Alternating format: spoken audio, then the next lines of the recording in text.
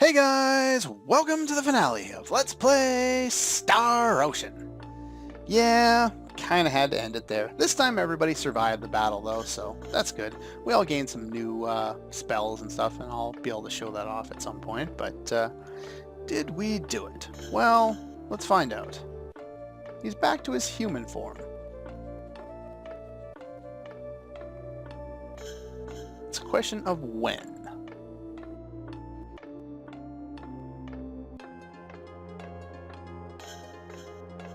Do you know? Well, that's kind of your last words there, buddy, because you're kind of dead.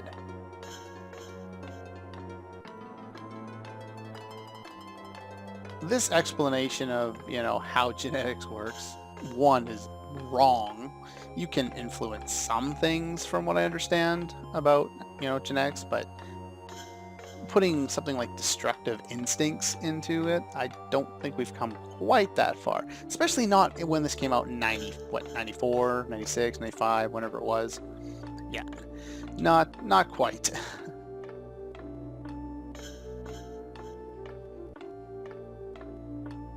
Well, that's one way to interpret it, though he definitely had a lot of hate for, everybody else as well.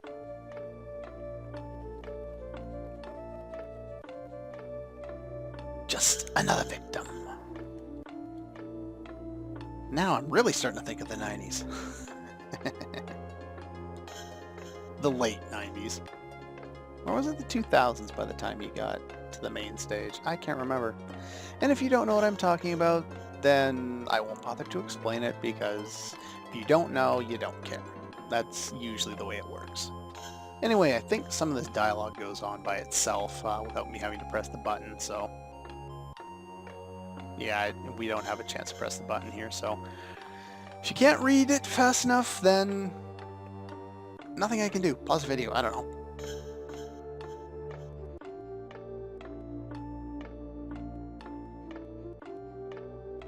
It's an odd line for Fear to say. If you hear creaking in the background, that's my chair. I just leaned back. My chair needs to get oiled or something. Anyway, now that we're, obviously finished up with our business, we're on this side of the gate, we have to send all of our friends back through, which means that it's going to end up just like when we all went through the first time anyway. They're all going to get splattered around in different areas and eventually be able to hopefully find themselves back. And some of them will have more luck than others, especially if they end up alone. Like Joshua, probably not going to survive all that well on his own. Now, I believe this means that I got Fear's ending. The approval ratings influence the ending. Somehow, even though we almost never talk about it, there was reference to a love story between Fear and Radix. Anyway, this is the line I was mentioning in Sylvalent Ruins, or one of them. Yeah, this is the only evidence we really get in this version of the game of their relationship, unfortunately. There are things that are implied throughout, but nothing concrete. And here we get sometimes because of the location of the ice effects, it almost looks like she has rainbow hair and rainbow wings. And of course, Tinnik, even though when we do a private action in Tattery, never does anything. Actually, could I find him? I think he's actually in town. He's one of the few people who are in town, while everyone else is watching at the battle arena. It's kind of weird. Especially considering this is his, where he's going back to in his ending. I'm not a big fan of the way they've done this ending. I like it when they go off in different directions in a lot of games and show off what happened to each of the characters. But in this instance, I just don't find it's all that effective. There's not, the music doesn't work for it well enough. There's not enough emotion involved. There's very few lines. It's too short. There's a whole bunch of things I can complain about, but anyway, let the credits roll. And time for the review. Now, the cast. We had voice actors. yeah, this is one of the very few games on Super Nintendo that had voice actors. Not that they translated much, and I don't even know how they did it. They might have used MP3s or WAV files. I really don't know. I know the majority of files or sound files on Super Nintendo titles were MIDIs. Not sure, but anyway, is what it is. So yeah, let's start with the graphics, because that's something I don't particularly care about in any of the games I play. The graphics are fine. They're nothing extraordinarily special. It's not a design that I'm particularly a fan of. There are a lot of other Enix titles that look a lot like this. Tales of Destiny come to mind. There's another game by Enix that also looks like this, and I don't remember what it's called. Anyway, it doesn't matter. A lot of their games look very similar to this, and that is pretty much all I can say about them. They're good. They're not great. They're not horrible. Now, the top name, right now, that is a good name to remember. Motoi Sakuraba, and if I butchered the pronunciation, I don't think I did, but anyway, you know, great composer. Has worked for Enix for many, many years, has done a lot of the Enix titles, especially earlier Enix titles. I think he's worked on some other games as well. I'm trying to remember off the top of my head. Star Ocean games for sure. Bite and Kaitos, Fate and Katos, whatever that game is on GameCube. I butchered that pronunciation, I know I did. A bunch of other games, all escaping my mind at this point. Really good composer. And the music for this game, well, nothing outstanding.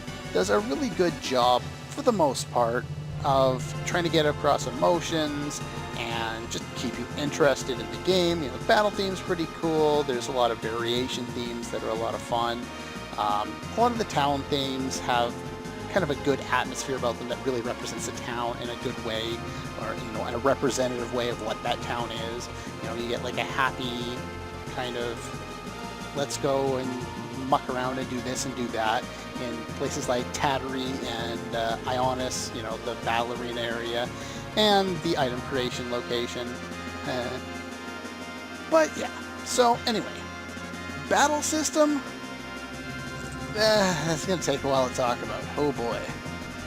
The battle system. The battle system is interesting. It's a great first effort.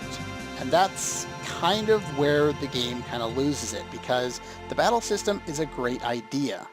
It's not implemented well. I've already kind of talked about this, so I won't nag on it too long.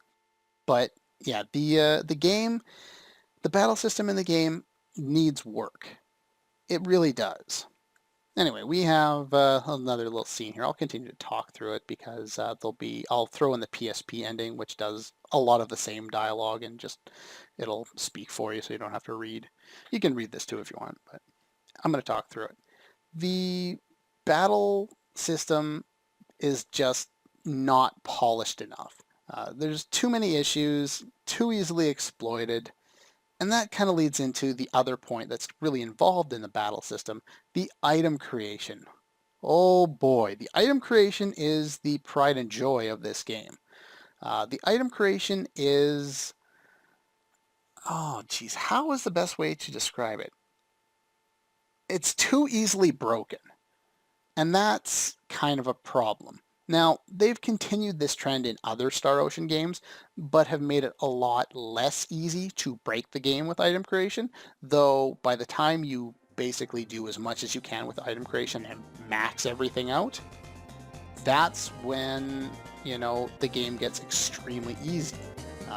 Not always. There's usually a couple of super bosses that'll still be really difficult even if you've maxed out everything with item creation, but you'll make the majority of regular encounters and even, you know, like sub bosses just absolute compared to you, and it'll be just too easy.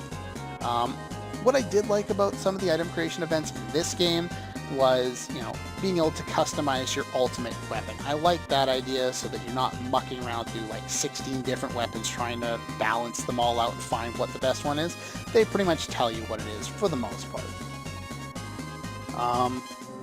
certain things just didn't really work. The music didn't work, cooking didn't work, compounding, all of these are basically useless and they serve no value.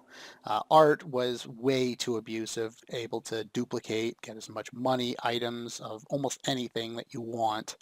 And it just, I don't know, it's not balanced enough and it kind of breaks the game when you can do that all the time. Like, I will go in and I got dream helmets for everybody at, you know, two-thirds of the way through the game. But, it's still a good effort and it gets refined later, just like the battle system, and it really set a good foundation for the series in general. The story. Can I press anything here? No, I can't. Okay. Anyway, the story. The story is nothing particularly special. It's an interesting uh, space opera, that's the word I was looking for. It's an interesting space opera with some good ideas, not very well implemented, not enough character development. I know this is a Super Nintendo game and I'll cut it. It's a fair amount of slack for that, but there are just so many better offerings when it came to story on the Super Nintendo. Final Fantasy IV, Final Fantasy V, Final Fantasy VI, Chrono Trigger, Secret of Mana. You know, there's all these other games that just had much better story implementations, and even though they worked with some interesting ideas here, it just wasn't enough. But that's pretty much going to do it for the review. Let's just take a quick look here. Click the reset button. Load her up again. Press our A button here and select continue.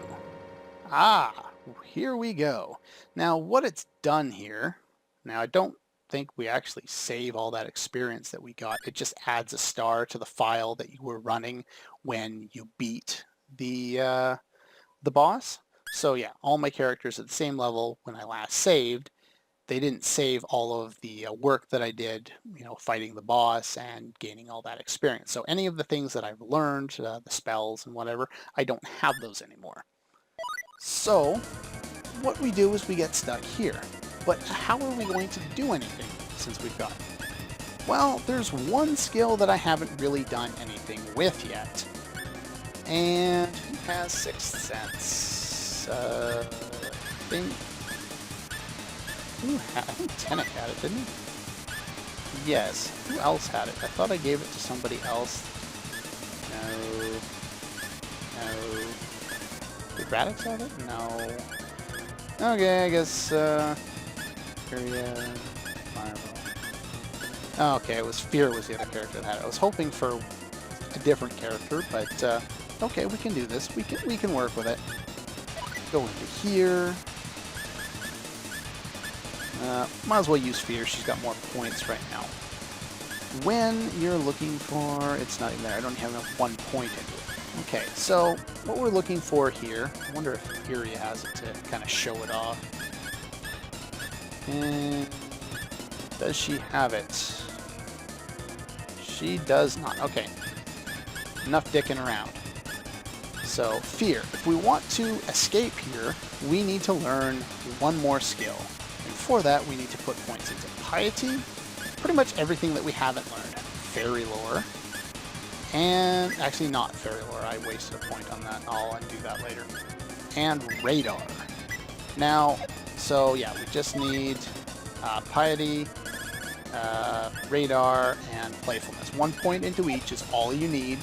Once you do that, you learn the Oracle ability. With Oracle, you select Execute, and it warps you to the Oracle room. Now, what this room is